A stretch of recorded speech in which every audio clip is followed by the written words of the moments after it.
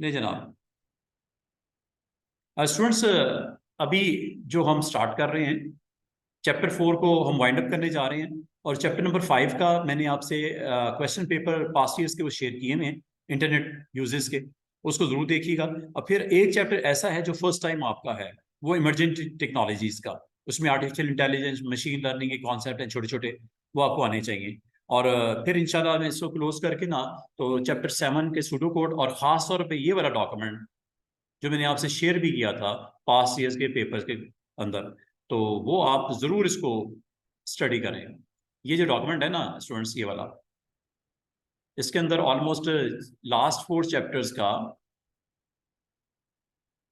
Content जो paper में आना होता है वो आपको मिल जाएगा। ये वाला डॉक्यूमेंट, इसको स्टडी करो। फिर मैं इंशाल्लाह कोशिश करता हूँ कि ईद से पहले, तो हमारे पास टाइम बड़ा शॉर्ट रह गया है, सिर्फ आज का दिन है और वेडनेसडे और थर्सडे 2 और मजीद सेशन है। ये प्रॉब्लम सॉल्विंग एंड प्रोग्रामिंग वाला पार्ट है। कुछ क्वेश्चन तो बहुत इजी हैं, ठीक है, कुछ क्वेश्चन तो बहुत इजी हैं। कुछ क्वेश्चंस में ये है कि आपको थोड़ा सा सूडो कोड को अंडरस्टैंड करना पड़ता है। सूडो कोड को अंडरस्टैंड करने के बाद फिर इसकी कुछ आपको हैपनिंग बतानी पड़ती हैं। फिर बाज़ औक़ात आपको सूडो कोड दे दिया जाता है, उसको डिस्क्राइब करना पड़ जाता है। बाज़ औक़ात आपको फ्लो चार्ट दे दिया जाता है विद टेबल की, जो आपको ट्रेस टेबल बनाने के लिए कुछ वैल्यूज डेटा सेट भी दे दी जाता है, और इसको पॉपुलेट करने के लिए कॉलम्स भी हेडिंग के साथ दे दी जाती हैं। इस तरह के क्वेश्चंस, हाँ, क्वेश्चन स्टूडेंट असल में जो इशू आता है वो ऐसे आपके जिस यहाँ पे आपको एल्गोरिथम का सूडोकोड लिखना पड़ता है, यहाँ पे आपका असल मसला मेजॉरिटी ऑफ स्टूडेंट का ये होता है क्योंकि सूडोकोड का उसको पता नहीं होता है डिक्लेरेशन कैसी होती है, इनिशियलाइजेशन क्या होती है, फिर उसके अंदर इनपुट आपका किस तरह उसमें गेट करता है वैल्यूज को, और फिर उसके ऊपर प्रोसेसिंग जो करते हो, और उसमें सिलेक्शन स्टेटमेंट और आइट्रेशन, सिलेक्शन स्टेटमेंट इफ का स्ट्रक्चर, केस का स्ट्रक्चर कैसे लगता है, फिर आइट्रेशन में फॉर का लूप, रिपीट अंटिल का कॉम्बिनेशन ये कैसे चलता है, और कब आप उसको ऑन करते हो। ये हमने वक्तन फवक्तन इस चैप्टर 7 और 8 में हमने स्टडी भी किए थे।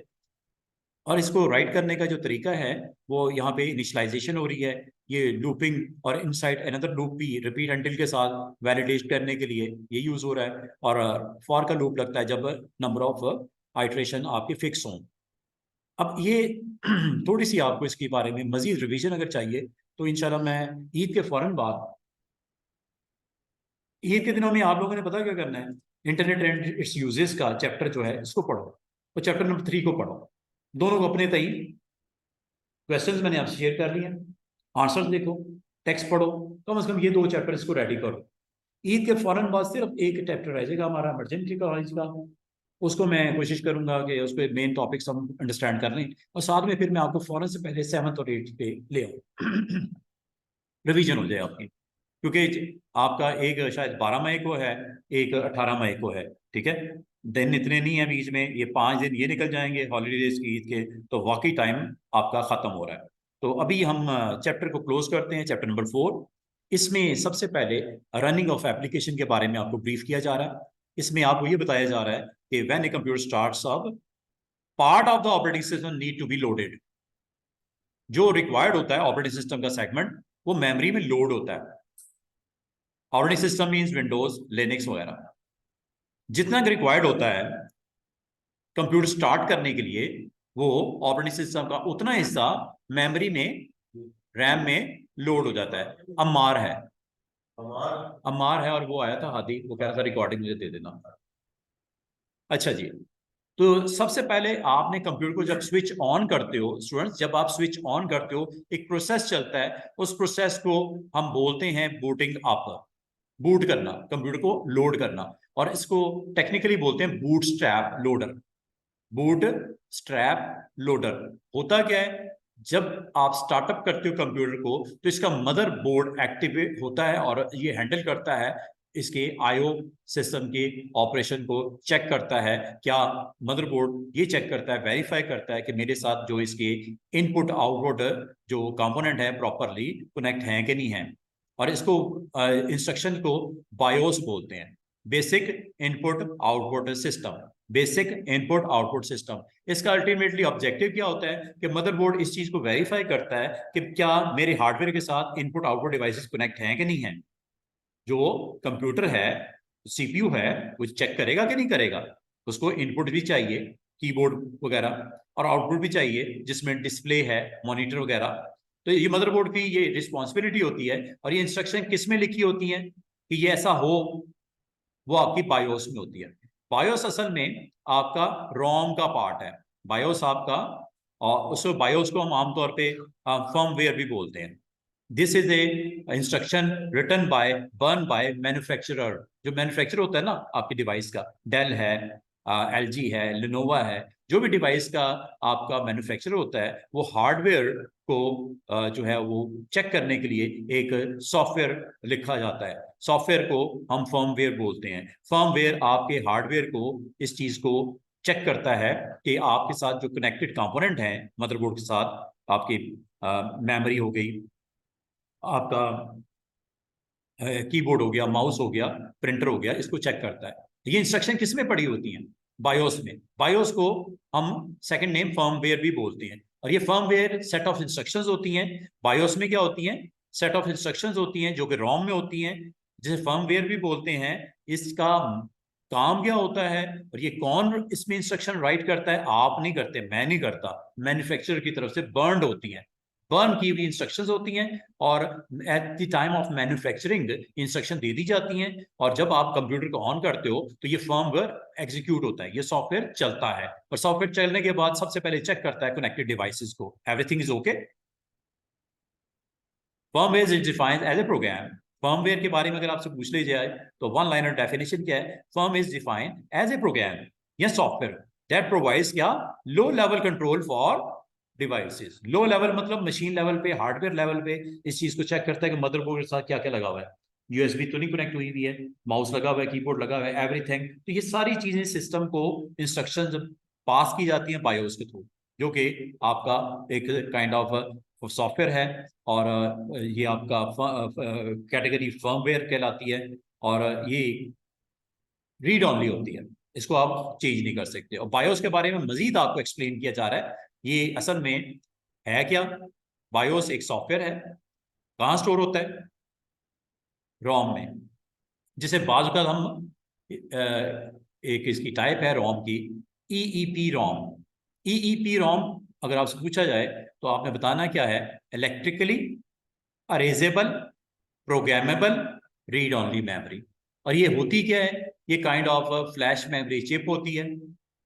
Is a flash memory chip which means its content remains even. ये ऐसा चिप होती है कि अगर आप पावर ऑफ भी कर दो ना, शट डाउन भी कर दो कंप्यूटर को, तो इंस्ट्रक्शन आपकी लॉस्ट नहीं होती, परमानेंट होती है। रोम में याद रखना, परमानेंट इंस्ट्रक्शन पड़ी रहती है, रैम में नहीं रहती।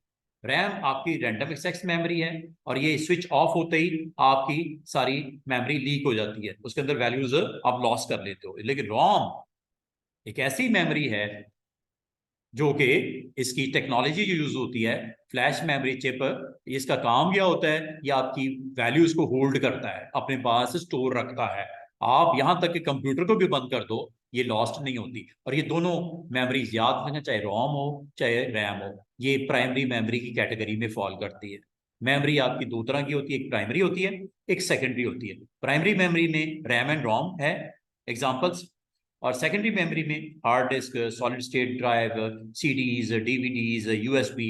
और ये ऐसी सेकेंडरी मेमोरीज होती हैं जिसमें डाटा लॉस्ट, इसमें ऐसी टेक्नोलॉजी यूज होती है जिसमें डाटा लॉस्ट नहीं होता कंप्यूटर को ऑफ करने के बावजूद। तो रैम में भी कुछ उसी तरह की सॉरी, रोम में कुछ उसी तरह की टेक्नोलॉजी होती है, जिसे हम बोलते हैं फ्लैश मेमोरी चिप। इसमें इसमें और इसका फायदा एडवांटेज क्या है एज कंपेयर टू रैम? के content remains even when the computer is powered down.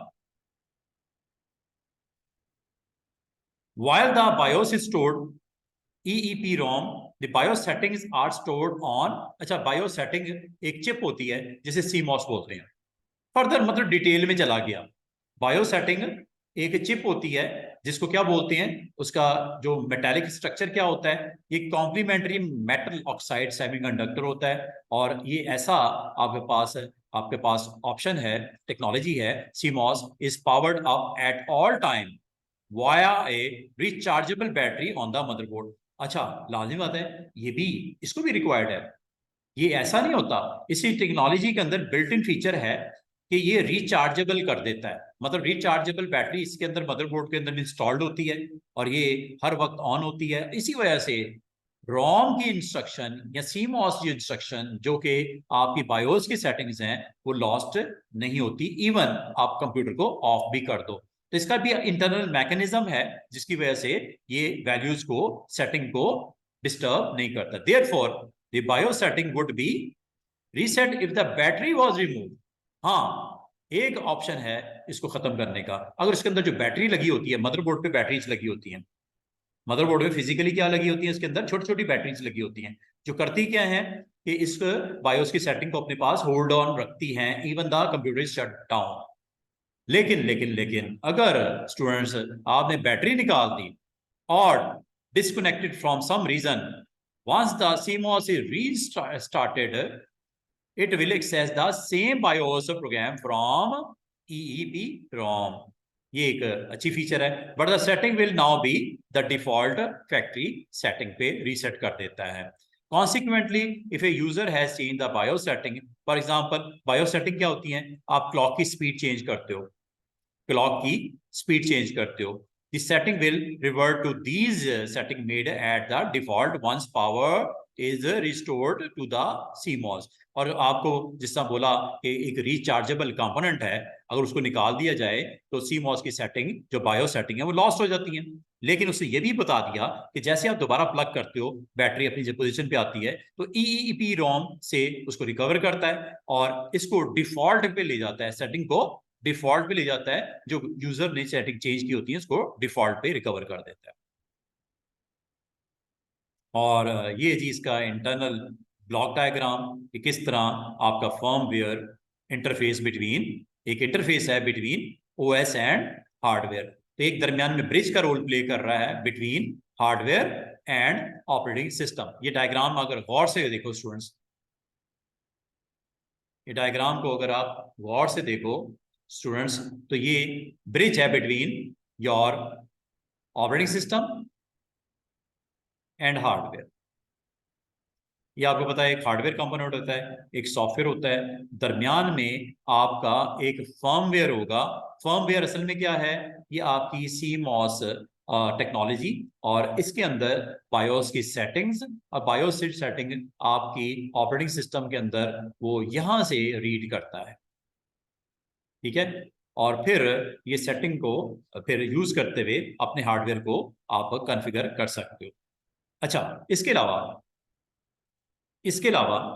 आपको ये बताया गया application software will be under the control of operating system. Operating system अगर आपका प्रॉपर चल रहा होता है तो आप अपने सॉफ्टवेयर को इंस्टॉल कर सकते हो। कंट्रोल कौन करता है? ऐप को, operating system, and will need to access system software such as device driver. और आपको पता है सिस्टम सॉफ्टवेयर के अंदर मैंने आपको एग्जांपल में बताया था, operating system is an example of system software. Number 2, device driver is also example of system software. फिर मैंने utility software is also example of system software. ये 3 मैंने एग्जांपल आपको याद होगा चैप्टर के स्टार्ट में बताई थी। सिस्टम सॉफ्टवेयर के अंदर 3 एग्जांपल्स हैं, ऑपरेटिंग सिस्टम जिसमें विंडोज है, फिर डिवाइस ड्राइवर जिसका माउस का, कीबोर्ड का, प्रिंटर का डिवाइस ड्राइवर, ये भी आपका सिस्टम सॉफ्टवेयर कहलाता है, और थर्ड यूटिलिटी प्रोग्राम, जैसे बैकअप करने की यूटिलिटी है, एंटीवायरस की यूटिलिटी है, ये सारी डिफ्रेगमेंटेशन की यूटिलिटी है, ये भी सिस्टम सॉफ्टवेयर की कैटेगरी में फॉल करते हैं। और इसमें याद रखना, ऑपरेटिंग सिस्टम जो होता है वो पूरे का पूरा मेमोरी में लोड नहीं होता, इतनी स्पेस नहीं होती रैम में कि पूरा का पूरा ऑपरेटिंग सिस्टम लोड कर दे। नो, जब जिसकी जरूरत पड़ती है ऑपरेटिंग सिस्टम को, वो रैम में उतना ही लोड होता है, ऑपरेटिंग सिस्टम का हिस्सा, part of the operating system.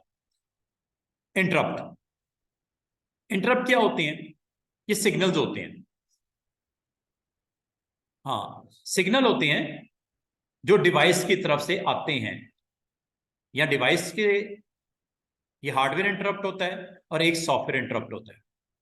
Hardware interrupt क्या होता है? जैसे आपका प्रिंटर जैम हो गया, पेपर स्टक हो गया, तो ये सिग्नल आएगा, डिवाइस सिग्नल आएगा फ्रॉम प्रिंटर कि आपका to the microprocessor. Microprocessor मतलब सीपीयू। सीपीयू को इन्फॉर्म करेगा कौन, एक इंटरप्ट जनरेट होगा as soon as there is any kind of problem in your device. और कुछ सॉफ्टवेयर इंटरप्ट्स भी होते हैं, जैसे कुछ प्रोग्रामर्स कोडिंग करते हैं, कोडिंग के दौरान वो खुद से भी कुछ कोड ऐसा जनरेट करते हैं जिससे आपके सिस्टम को हार्ड फ्रीज कर देता है, और फिर आपका इंटरप्ट इन्फॉर्म करता है माइक्रो प्रोसेसर को ये इशू आ गया है, इसको रिजॉल्व करो। और होता क्या है, माइक्रो प्रोसेसर करता क्या है, this will cause the microprocessor to temporary stop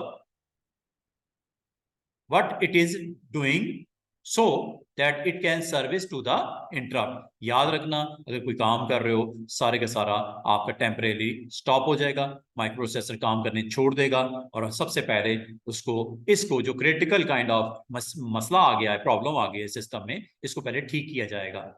और interrupt can be caused by, interrupt कैसे ऑपरेटिंग सिस्टम को इन्फॉर्म करते हैं, ये टाइमिंग सिग्नल है।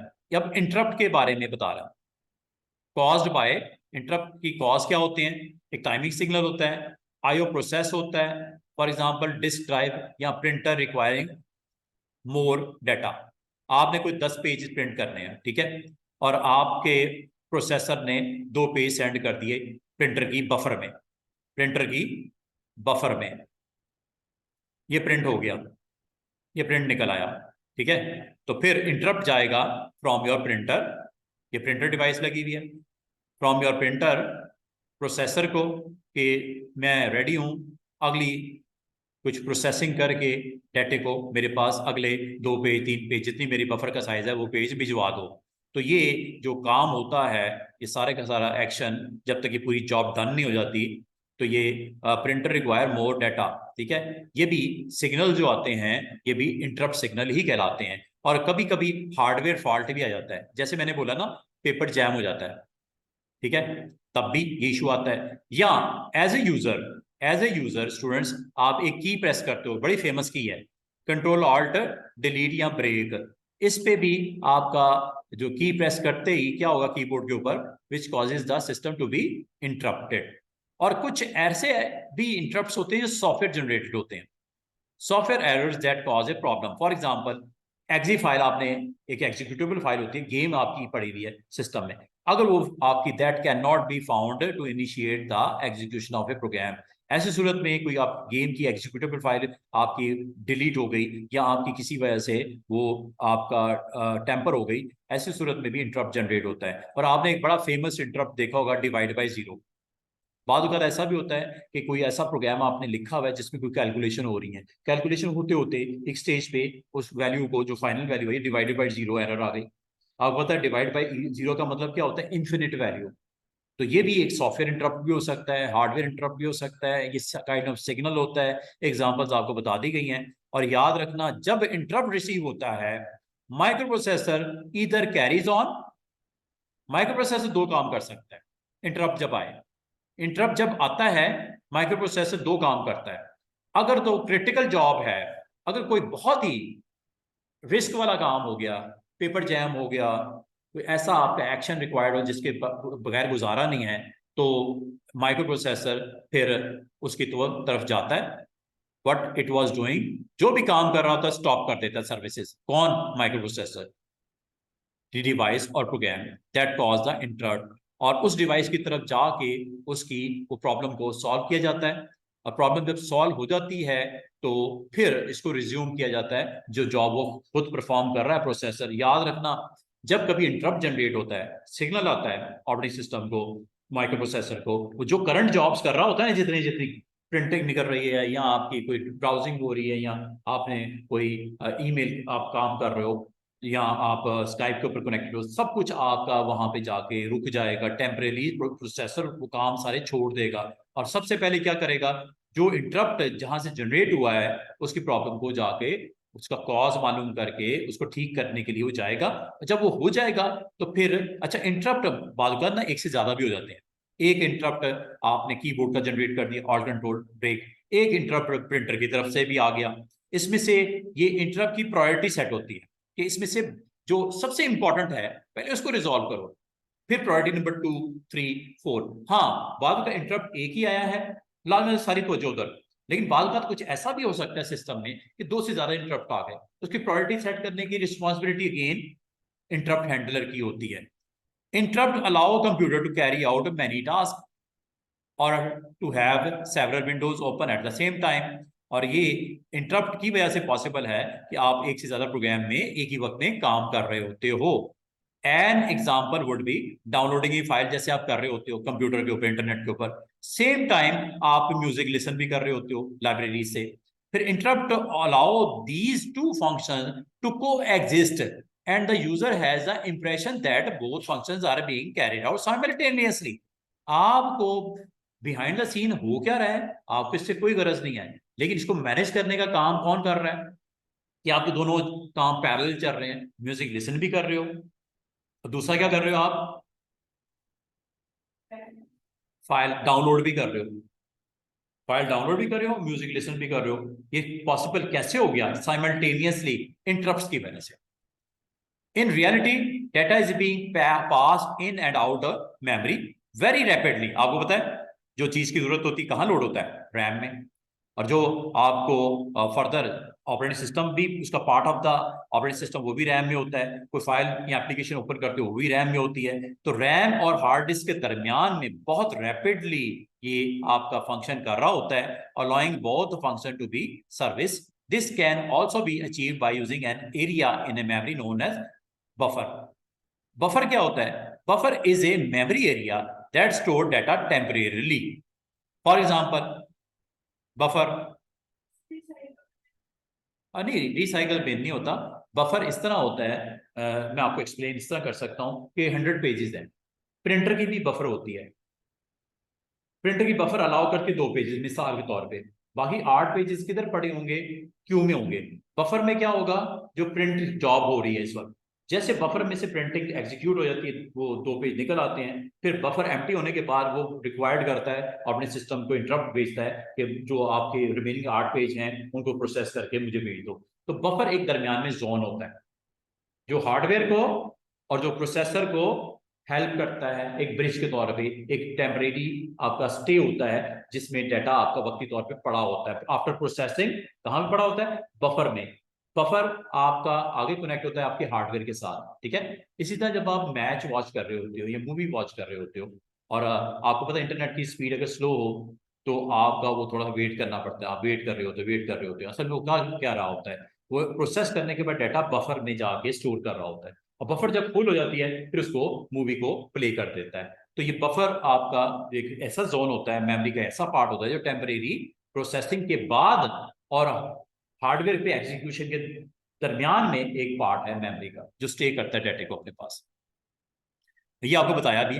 Buffer are use when downloading a movie from the internet to the compensate क्या करता है for the difference between download speed and the data requirement of the receiving device.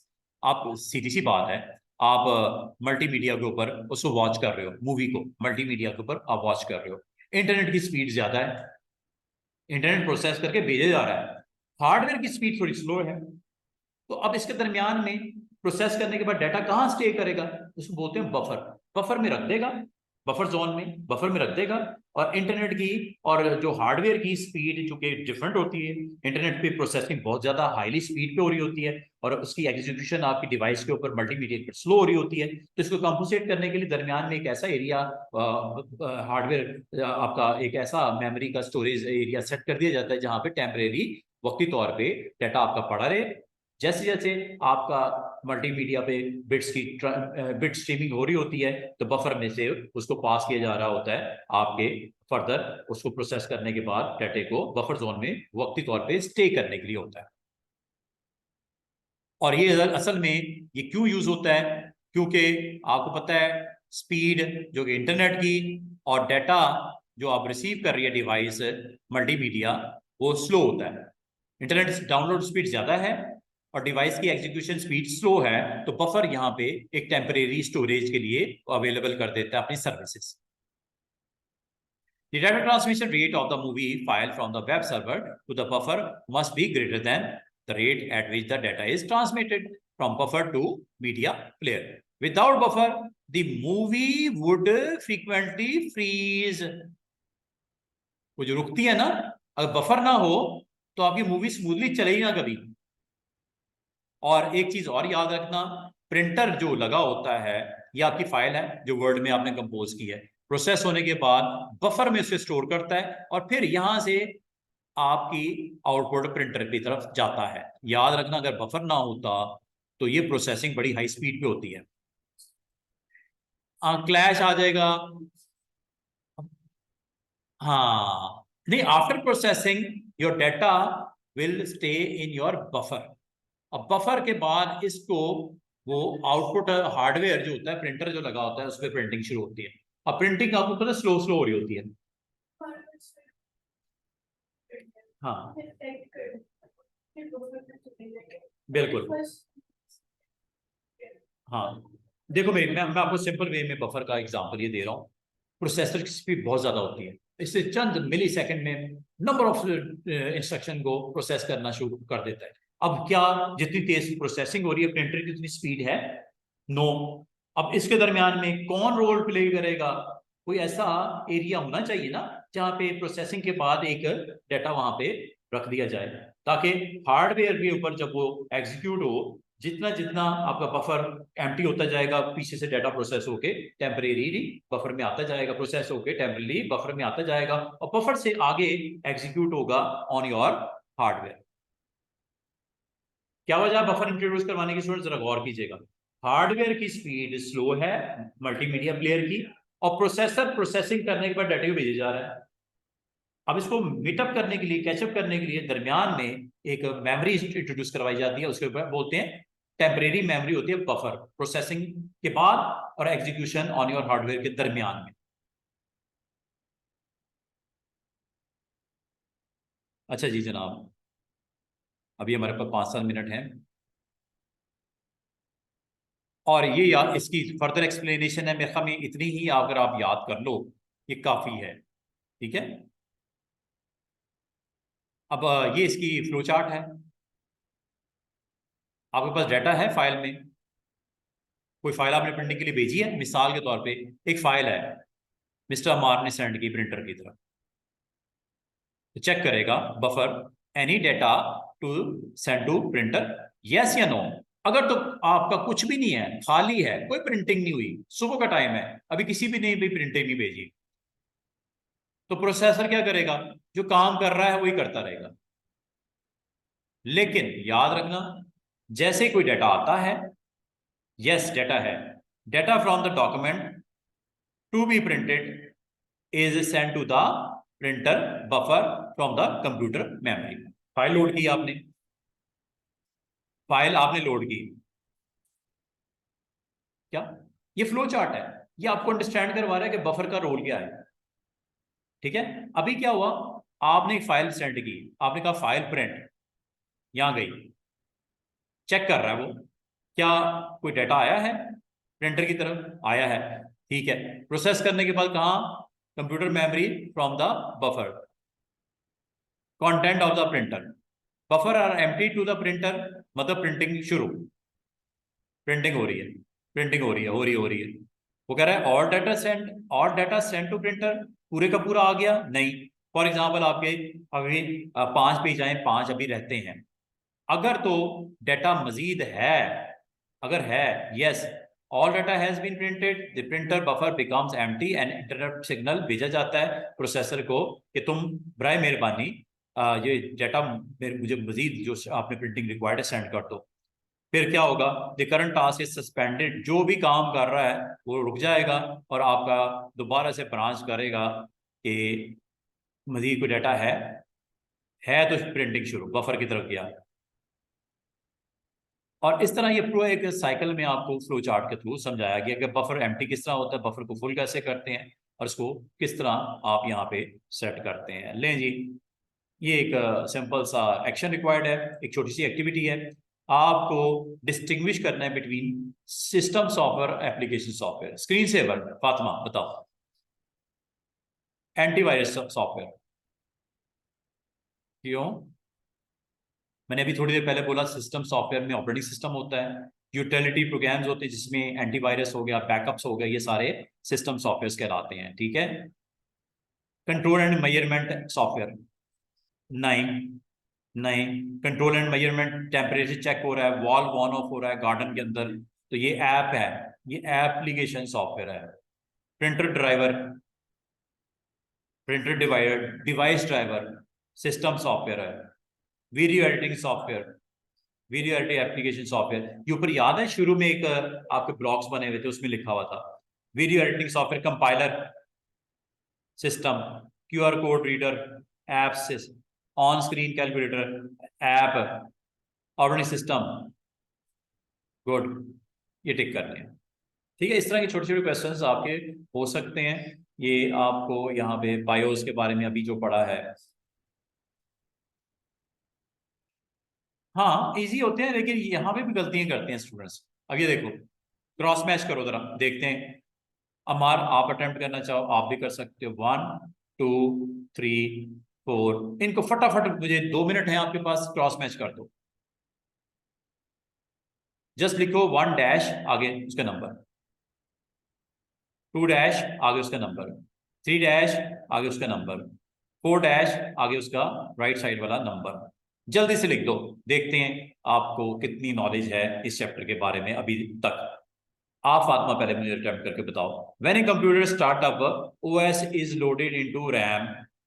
ठीक है, होता है। ये एक्शन को क्या बोलते हैं? अभी पढ़ा है थोड़ी देर पहले, हैं? ये तो नहीं कही, बूटस्ट्रैप लोडर। हाँ तो ये, अच्छा, 2 मिनट के लिए होल्ड करते हैं। कंफ्यूजन है बिटवीन बूटस्ट्रैप एंड फर्मवेयर। इसके अलावा कोई ऑप्शन नहीं है इसके लिए, या ये है या थर्ड है, पहली या थर्ड। ठीक है, कंफ्यूजन है, 2 मिनट के लिए छोड़ दो, आगे आ जाओ। Software that communicates with the OS, operating system. Software जो आपका ऑपरेटिंग सिस्टम आप कम्युनिकेट करता है, and translate data into format that can be understood by IO device.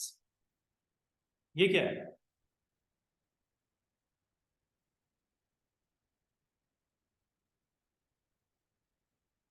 Driver है। हाँ जी, क्या बताया है? बफर है। बफर किसका है? अच्छा, आप कह रहे बफर है, अच्छा मैं बताता हूँ। ये देखो, computer carries out many different processes eight the same time. बहुत आसान, मल्टीटास्किंग। गुड, गुड, ये तो आसान था, कोई मसला नहीं। ये तो मल्टीटास्किंग है, इसमें तो कोई दो राय है ही नहीं। Program that provide low level control for device including embedded system. Buffer. अच्छा, नहीं, आगे देखते हैं।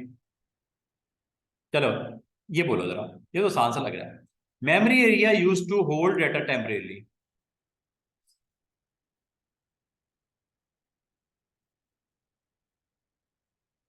टेम्परेली वही तो होल्ड कर रहा होता है। प्रिंटर प्रोसेसर ने कहा भेजा? मेमोरी, बफर में। टेम्परेरी होल्ड कर रहा डाटा, बफर। जब आपको कंफ्यूजन हो ना, जिसके बारे में क्लैरिटी हो उसको तो ठीक करो ना, वो तो निकल जाए बीच में से एक ऑप्शन। अच्छा, अगला ऊपर देखते हैं। सिग्नल्स फ्रॉम अ डिवाइस और software send to microprocessor to temporary halt the process currently being carried out. ये अभी मैंने पढ़ाया आपको कि एक सिग्नल जनरेट हुआ, प्रिंटर ने सेंड किया, और कि पेपर जैम हो गया, तो जो करंट जॉब्स आपकी हो रही होती हैं वो टेम्परेरी उनको स्टॉप कर देता है। क्या ये? Good. Programs that supply static or moving images on a monitor when a computer has been idle for a period of time. आपको पता है? जबरदस्त, गुड, वेरी गुड। अभी देखते हैं कौन सा वाला, फर्स्ट का।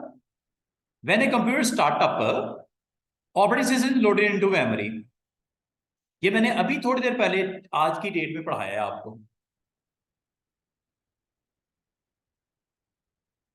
बूटस्ट्रैप, अच्छा बूटस्ट्रैप और ये दो, अच्छा, कौन कौन सा हो गया हमारा? ये हो गया, ठीक है, ये भी हो गया, ये भी हो गया, ये भी हो गया। लो level control for device including embedded system, including embedded devices, क्या था? फर्मवेयर, हाँ जी, फर्मवेयर, बिल्कुल। और ये है जी बूटस्ट्रैप। कोई रह तो नहीं गया? इस तरह आपने ना फिर क्लैरिटी करके टिक करना, कहीं गलत कर दिया फिर मिटा नहीं सकते आप। ठीक है, this is all about today's lecture. और ये हो गया जी खत्म चैप्टर। तो कल इंशाल्लाह ताला स्टूडेंट्स हम लोगों ने जाना है फौरन से पहले चैप्टर 5 पे। देखो दो ऑप्शंस हैं, ये मैं आपसे डिस्कस कर लेता हूँ। अम्मार हैं, हादी हैं, आप हो, मिस्टर हनीफ हैं। ये चैप्टर का मैंने आपसे क्वेश्चंस शेयर किए हैं। एक तो ये आप इसको खुद से अंडरस्टैंड कर सकते हो या कहते हो तो मैं इसको स्टार्ट कर देता हूँ कल। दूसरा ये है ऑप्शन हमारे पास कि हम चैप्टर नंबर 7 को करें दोबारा। दे दी भी आपको मैंने, वो करवा लो। ठीक है, ठीक है, ठीक है। तो डिसाइड ये हुआ है कि कल हम एक काम करेंगे। कल ये जो मैंने आपको चैप्टर शेयर किया था ना, इसको ओपन कर लूंगा, पास्ट ईयर के क्वेश्चंस को। ये मेरा मुनासिब रहेगा। इंटरनेट एंड इट्स यूजेस, ये मैंने आपसे शेयर किया है। कल जो है ना, कल आते ही ना मैं आपको ये करवाऊंगा। ये अब इसका, हाँ, इसका फायदा बता क्या होगा स्टूडेंट्स, कि डायरेक्ट हम क्वेश्चंस के साथ कनेक्ट हो जाएंगे, आंसर्स को देख लेंगे। ये पेपर, एक तरीका ये कि चैप्टर पढ़ के आओ, तो फिर मैं आपको ये करवाऊँ, क्वेश्चंस आंसर सामने आते जाएंगे, इसको सॉल्व कर लेते हैं। इससे आपके चैप्टर कवर हो जाएगा ऑलमोस्ट। अल्टीमेटली स्टूडेंट्स करना तो यही है, डायरेक्ट भी कर सकते हैं, लेकिन डायरेक्ट इसीलिए मैंने आपसे शेयर कर लिया था डॉक्यूमेंट कि इसको थोड़ा सा पढ़ लो, चैप्टर को भी थोड़ा सा स्टडी कर लो, ताकि जब मैं क्वेश्चंस अटेम्प्ट करूं आपको समझ आए। मैं देखता हूं ना, कल देखता हूं कि आप इसके साथ कनेक्ट हो पा रहे हो, नहीं तो फिर चैप्टर जल्दी से करवा दूंगा, क्यों हमारे पास दिन है 3। तो मैं कोशिश करूंगा 3 दिनों में, यानी कल बुध और जुमेरात 2 दिन है, तो 2 दिनों में या तो इस चैप्टर को मैं जल्दी से मेन टॉपिक्स कवर करवा दूं।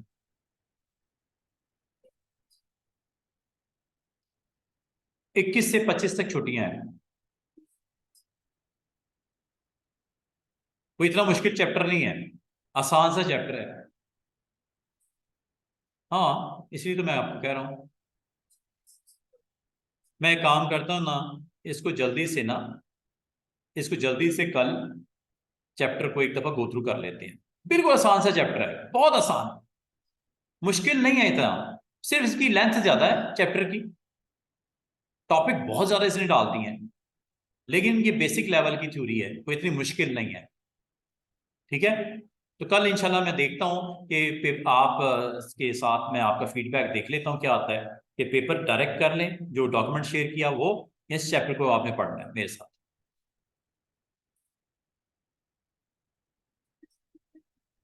हर चैप्टर में से एक क्वेश्चन आ जाता है, हो सकता है, ये तो एग्जामिनर पे डिपेंड करता है। हो सकता है कोई ऐसा चैप्टर भी हो जिसमें क्वेश्चन ही आना देखो, इससे कोई, ये उसके माइंड के ऊपर डिपेंड करता है। तो कल कल हम 5th चैप्टर का स्टार्ट कर रहे हैं, और मैं चाहूंगा कि जब हम बुध वाले दिन आए, वेनसडे वाले दिन आए, तो फिर हम लोग या तो चैप्टर नंबर 6 के ऊपर जाएं, और या हम फिर चैप्टर नंबर 7 स्टार्ट करें डायरेक्ट। चैप्टर नंबर जो 6 है ना, वो ये है,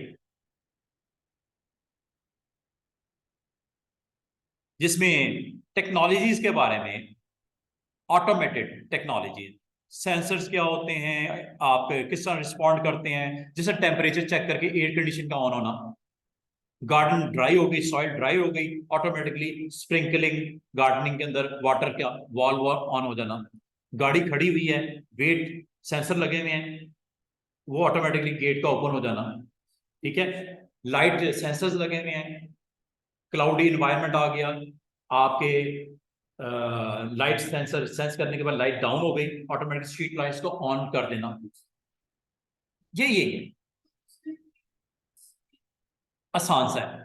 3 मेन टॉपिक्स हैं। ऑटोमेटिक सिस्टम क्या होते हैं, ऑटोमेट जो करते हैं ऑटोमेटिकली, ठीक है, क्या एडवांटेज डिसएडवांटेज होते हैं, रोबोटिक्स क्या है, इसकी डेफिनेशन क्या है, कैरेक्टरिस्टिक्स क्या है, एडवांटेज क्या है। इसको ना हम अगर कहते हो ये चैप्टर करवा देता हूँ कल, चैप्टर 6 करवा देता हूँ कल, ठीक है। डॉक्यूमेंट मैंने आपसे शेयर किया हुआ है, इसको जल्दी से एक दफा गो थ्रू कर लेंगे, ठीक है। कल और परसों में मैं कोशिश करूंगा इसका मैक्सिमम पार्ट जो है वो कवर हो जाए। तो डिसाइड ये हुआ स्टूडेंट्स कि कल हम लोग चैप्टर नंबर 6 करने लगे हैं।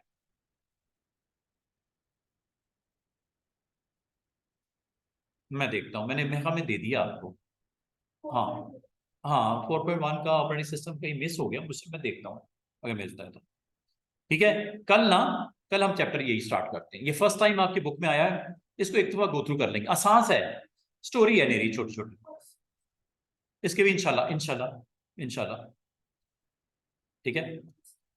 कहाँ कहाँ यूज है रोबोटिक्स का, किस किस फील्ड में यूज है, एग्रीकल्चर में यूज किया इसका, हार्वेस्ट एंड पिकिंग करने के लिए, वीट कंट्रोल के लिए, फिनोटाइप के लिए, सीडिंग के लिए, ऑटोनोमस एग्रीकल्चर डिवाइसेस को सेट करने के लिए, ये इसके यूजेस बोल रहा है, रोबोटिक्स का इस्तेमाल कहाँ कहाँ होता है।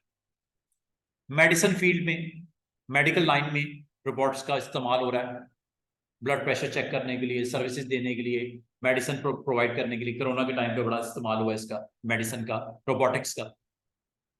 बाहर का काम